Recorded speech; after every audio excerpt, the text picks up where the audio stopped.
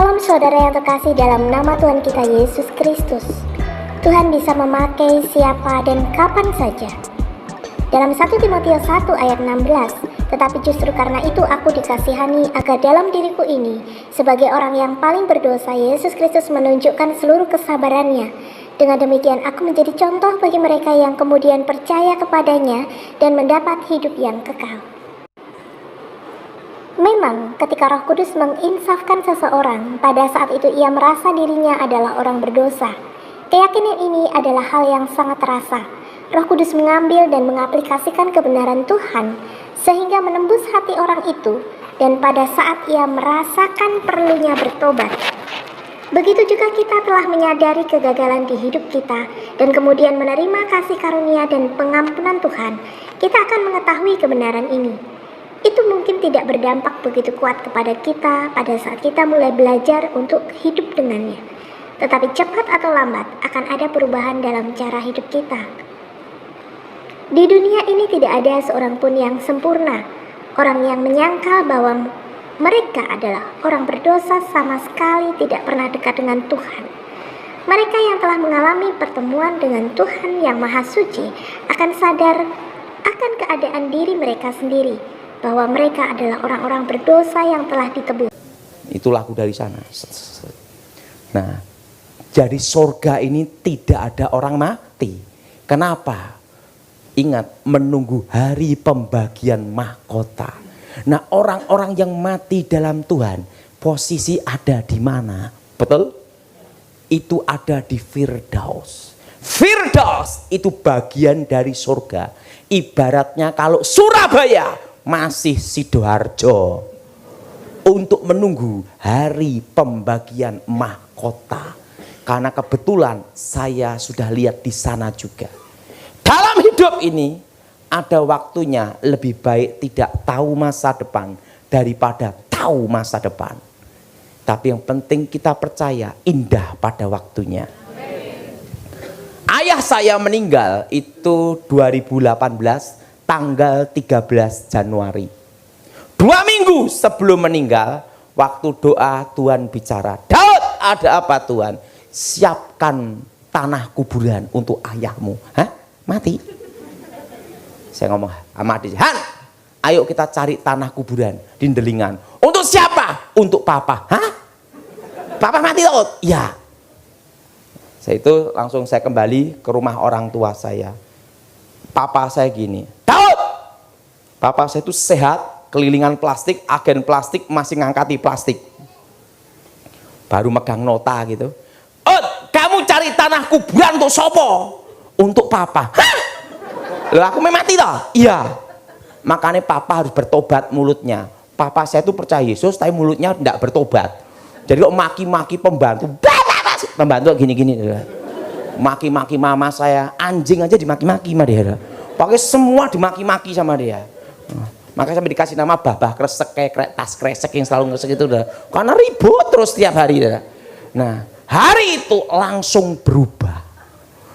Baikin pembantu, baikin mama saya, baikin tukang pijet yang dimaki-maki dia. Pokoknya dibaik-baikin semua. Setelah itu pajak motor, pajak semua dilunasi, listrik dilunasi, semua utang dilunasin, semua lunasin, baju disetrika semua, termasuk jas yang nanti akan dipakai untuk penguburannya dia disiapin sendiri, disetrika gitu semua, dikasih ke lemari gitu, untuk apa? Menunggu waktunya. Nah, 13 Januari saya khotbah di Jakarta, mau ke Surabaya. Karena hari Minggunya saya khotbah di Victoria, tempatnya Pak Irman Santoso. Nah, sampai ada di Surabaya, Surabaya. Tiba-tiba Tuhan bicara, Daud, ayahmu kupanggil pulang. Batasnya jam 10 malam. Bayangin, dikasih waktunya, jamnya, detik, waktunya. Langsung saya telepon, Mama di mana? Ini sama papa baru beliin bakso. Papa mau dipanggil Tuhan. Bagus no melayani, bukan mati Jadi papa saya beliin bakso, makan bakso. Langsung adik saya, kakak saya telepon semua. Ingat, papa mau dipanggil Tuhan. Batasnya jam 10 malam. Siap semua. Jadi semua ngeliatin papa saya. Sebentar lagi mati. Dan apa yang terjadi? Maka saya ngomong-ngomong aja. Ngomong-ngomong biasa, ngobrol masalah bisnis, kerjaan. Tiba-tiba jam 8 serangan jantung. Saya doa sama Tuhan, Tuhan beri waktu 1 malam saja supaya saya ketemu ayah saya sebelum engkau memanggil. Tuhan ngomong sama saya doa Tuhan beri waktu 1 malam aja. Bicaralah Tuhan. Tidak dapat jawaban. 1 malam saja. Kenapa? Kalau saya naik pesawat tidak bisa, adanya minggu pagi jam 6. Mau naik kereta 5-6 jam. Naik mobil 6 jam. Naik bis 6 jam. Surabaya Solo kan tidak. Jam 9 saya doa. Jam 9.30 saya ditelepon. Ini papa di ruang ICU gini-gini, serangan jantung. Tuhan, kehendak-Mu yang jadi. Tuhan tuh menunggu saya ngomong kehendak-Mu yang jadi. Waktu saya ngomong kehendak-Mu yang jadi, langsung Tuhan bicara. Hari ini, jam ini, detik ini, ayahmu bersama-sama aku di Firdaus. Yes, langsung kelihatan.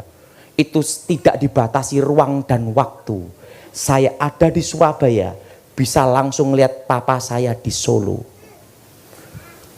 Dipegang-pegang dadanya gini. Dan dari tubuhnya keluar cahaya. Depsap, langsung pindah ke satu tempat. Tempatnya itu tiada ujung dan ada pintunya, itu bersinar putih kristal, langsung buka begitu darah. Dan papa saya langsung ditok 69 tahun, meninggal umur 69. Saya baru mengerti yang dihitung tahunnya itu bukan waktu kita lahir, tapi pada waktu terbentuk hari pertama di janin. Jelas?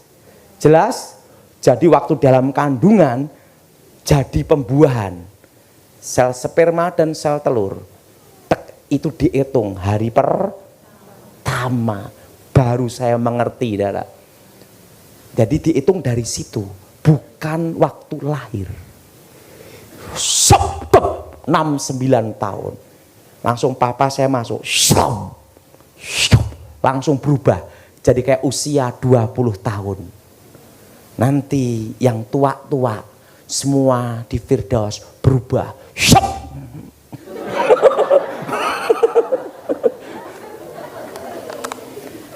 Nenek-nenek yang ompong-ompong ke Firdaus langsung robah, semua jadi muda. Sama fotonya dengan waktu ayah saya menikah. Persis. Berubah langsung. Di situ ada hamba Tuhan Stefanus Pinky yang meninggal 2017. Pelayanan pedesaan. Kok jang Pak di sini ya, kita ketemu di sini. Haleluya. Berarti nanti kita di Firdaus saling mengenal. Saya ngomong sama Tuhan, Tuhan, suruh papaku keluar, aku yang gantiin daripada aku dikejar pajak terus. Langsung Tuhan bicara, belum waktunya.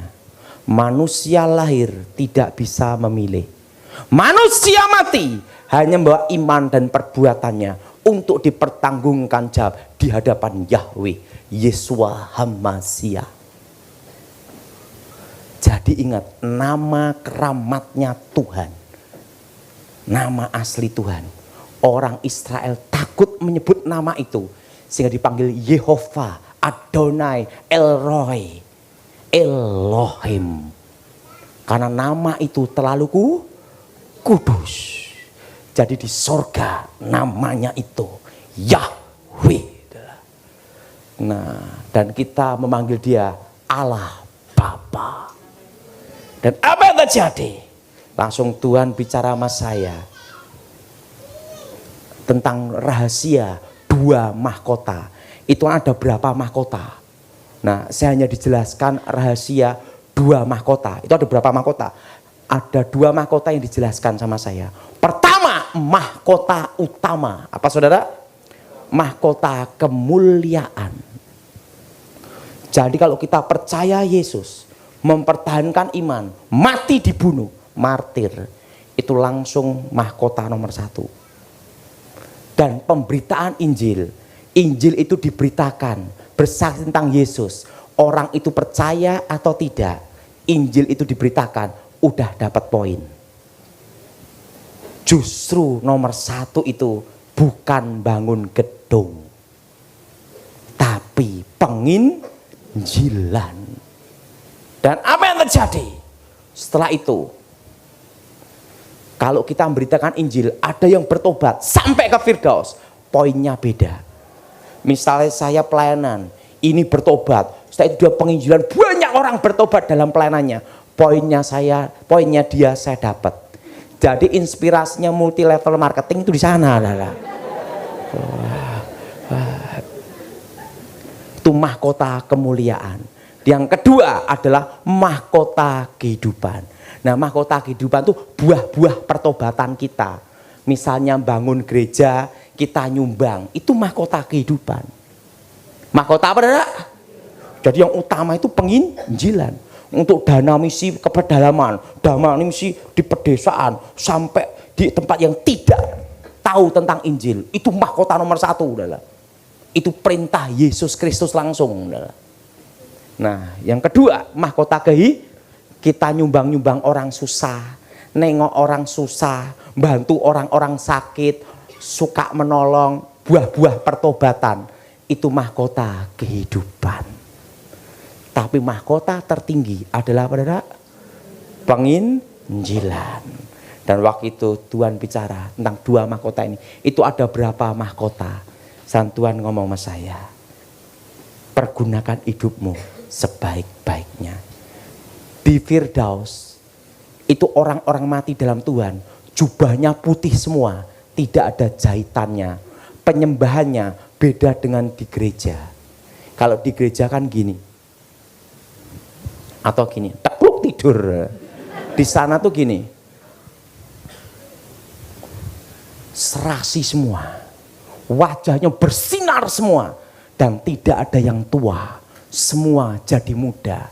Dan mereka menunggu hari pembagian mahkota. Ingat, kita nanti semua akan ke sana. Tapi jangan hari ini. Tapi udah waktunya, ya silahkan. Nah, jadi percaya Yesus, mempertahankan iman sampai akhir itu pasti. Tapi untuk mendapat mahkota itu perlu diperjuangkan. Jadi perjuangan kita itu bukan untuk masuk surga. Kalau masuk surga itu pasti. Engkau percaya Yesus, bertahan sampai akhir pasti masuk. Mahkota belum tentu. Langsung ditelepon, kring tas. Daud, papa meninggal jam 9.45. Saya ngomong, udah tahu, udah ketemu di Firdaus. Nah, di situ saya baru mengerti. Ingat, penginjilan. Engkau harus beritakan Injil. Karena itu mahkota utama. Amin. Amin.